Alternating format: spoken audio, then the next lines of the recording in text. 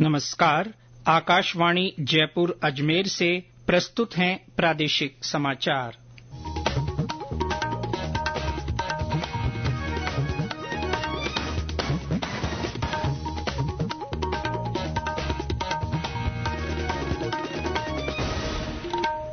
मुख्य समाचार। प्रधानमंत्री नरेंद्र मोदी ने कहा है कि भारत वैश्विक स्तर पर सबसे अधिक अवसरों वाला देश। उन्होंने सुधारों, स्थिर नीति व्यवस्था और उच्च विकास का वायदा किया। मुख्यमंत्री भजनलाल शर्मा ने कहा, राज्य में बेहतर कानून व्यवस्था बनाए रखना सरकार की सर्वोच्च प्राथमिकता। राज्य सरकार ने Rajasthan state allied and health care council का किया गठन। और प्रदेश में आज से बारिश की गतिविधियों में और बढ़ोतरी की संभावना। कोटा और उदयपुर संभाग में भारी बारिश के आसार।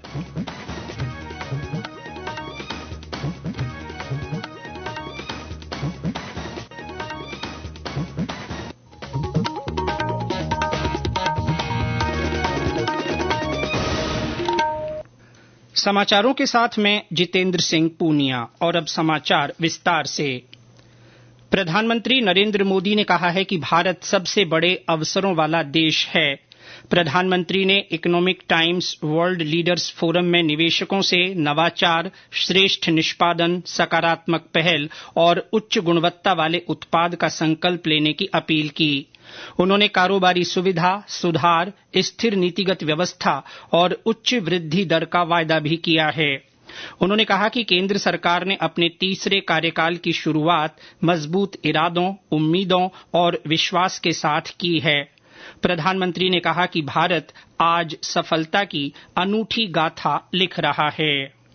भारत आज एक अलग ही सक्सेस स्टोरी लिख रहा है। भारत में हमने रिफॉर्म्स का असर अपनी इकोनॉमी की परफॉर्मेंस में देखा है। यहां तक कि भारत ने कई बार प्रिडिक्शन से भी और अपने पीयर से भी बेटर परफॉर्म किया है। जैसे पिछले 10 सालों में ग्लोबल इकोनॉमी 35% बढ़ी है, लेकिन इन्हीं 10 सालों में हमारी इकोनॉमी करीब 90% बढ़ी है।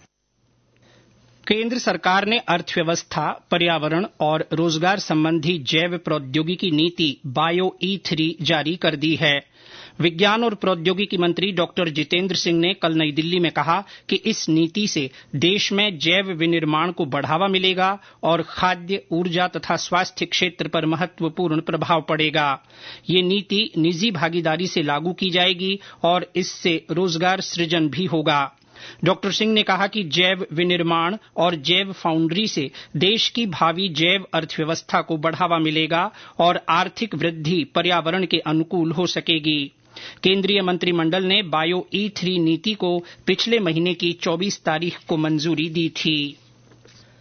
केंद्र सरकार देश में टिकाऊ इलेक्ट्रॉनिक कलपुर्जों के निर्माण को बढ़ावा देने की योजना लाएगी। इलेक्ट्रॉनिक और सूचना प्रौद्योगिकी मंत्री अश्विनी वैष्णव ने कल नई दिल्ली में कहा कि भारत में इस्तेमाल किए जा रहे सभी 99% से भी अधिक मोबाइल फोन देश में ही बनाए जा रहे हैं।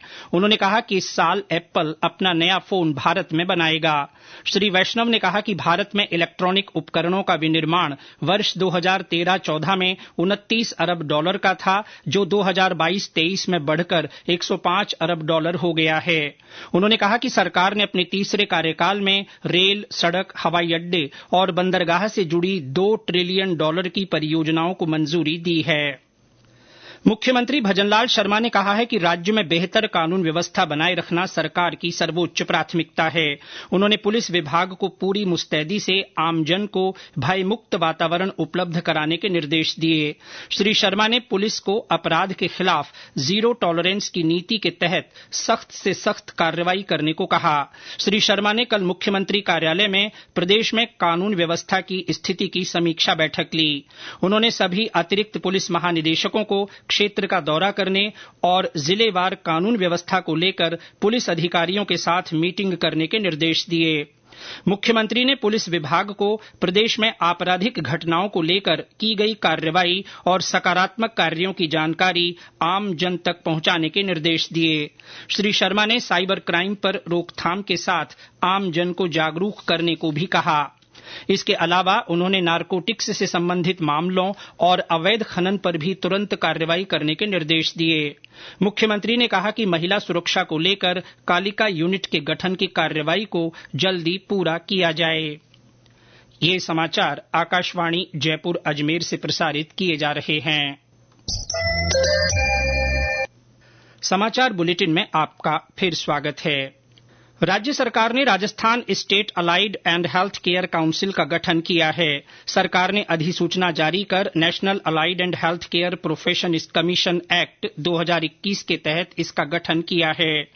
चिकित्सा विभाग की अतिरिक्त मुख्य सचिव शुभ्रा सिंह ने बताया कि सरकार ने सवाई मानसिंह मेडिकल कॉलेज के सेवानिवृत्त वरिष्ठ प्रोफेसर डॉक्टर एस यादव को इस परिषद का चेयरमैन नामित किया है। प्रदेश में प्राथमिक स्तर पर कैंसर की स्क्रीनिंग के लिए सुविधाओं को और मजबूत बनाया जाएगा। चिकित्सा और स्वास्थ्य विभाग की अतिरिक्त मुख्य सचिव शुभ्रा सिंह ने कहा कि आशा सहयोगिनी और आंगनबाड़ी कार्यकर्ताओं तथा आयुष्मान आरोग्य मंदिर में कार्यरत सीएचओ के माध्यम से कैंसर रोकथाम के कार्य को गांव और ढाणी तक अभियान के रूप में संचालित किया जाएगा। श्रीमती सिंह ने कल जयपुर में स्टेट कैंसर इंस्टीट्यूट में आयोजित state integrated cancer task force की पहली बैठक की अध्यक्षता करते हुए इस संबंध में दिशा निर्देश दिए।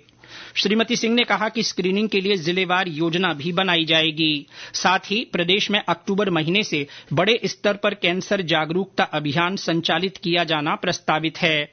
उन्होंने बताया कि इस अभियान के माध्यम से आमजन को कैंसर रोग के लक्षण, जांच और उपचार को लेकर जानकारी दी जाएगी।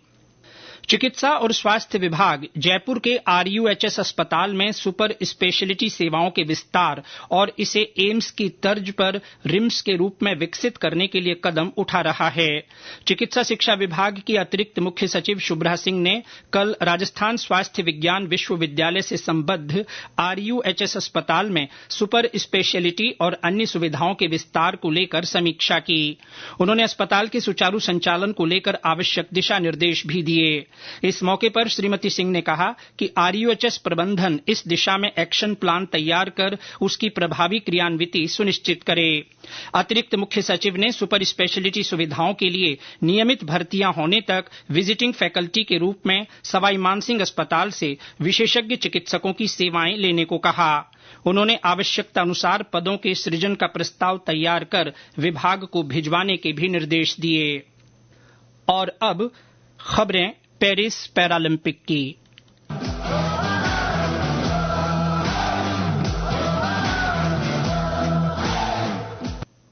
पेरिस पैरालंपिक खेलों में निशानेबाजी में 10 मीटर एयर पिस्टल SH1 में रूबीना फ्रांसिस ने कांस्य पदक जीता है। रूबीना फाइनल मुकाबले में 211.1 अंक के साथ तीसरे स्थान पर रहीं। राष्ट्रपति द्रौपदी मुर्मू ने रूबीना फ्रांसिस को कांस्य पदक जीतने पर बधाई दी है। राष्ट्रपति ने सोशल मीडिया संदेश में कहा कि रूबीना की सफलता दिव्यांगों को विशेष रूप से प्रेरित करेगी। प्रधानमंत्री नरेंद्र मोदी ने अपने बधाई संदेश में इसे देश के लिए गर्व का क्षण और रूबीना फ्रांसिस के दृढ़ संकल्प का परिणाम बताया। पेरिस पैरालंपिक में आज भारत को कुछ और पदक मिलने की उम्मीद है। पुरुष शॉटपुट F40 फाइनल में रवि रंगोली चुनौती पेश करेंगे। उधर पुरुष ऊंची कूद T47 स्पर्धा के खिताबी मुकाबले में निषाद भी पदक की दौड़ में होंगे।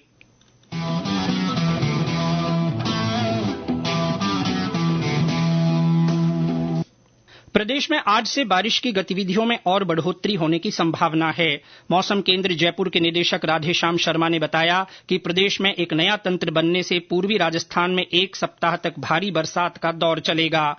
उन्होंने कहा कि इसके प्रभाव से आज कोटा और उदयपुर संभाग में कहीं कहीं भारी बारिश होने तथा जयपुर, जोधपुर और अजमेर संभाग के कुछ भागों में मध्यम बारिश के आसार हैं।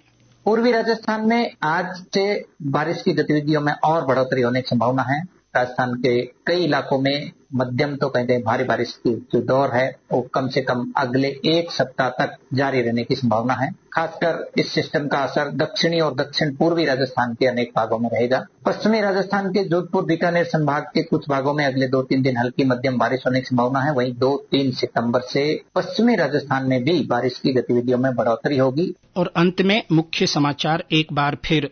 प्रधानमंत्री नरेंद्र मोदी ने कहा है कि भारत वैश्विक स्तर पर सबसे अधिक अवसरों वाला देश है।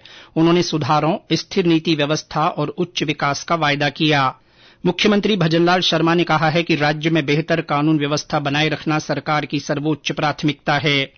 राज्य सरकार ने Rajasthan state allied and health care council का गठन किया है।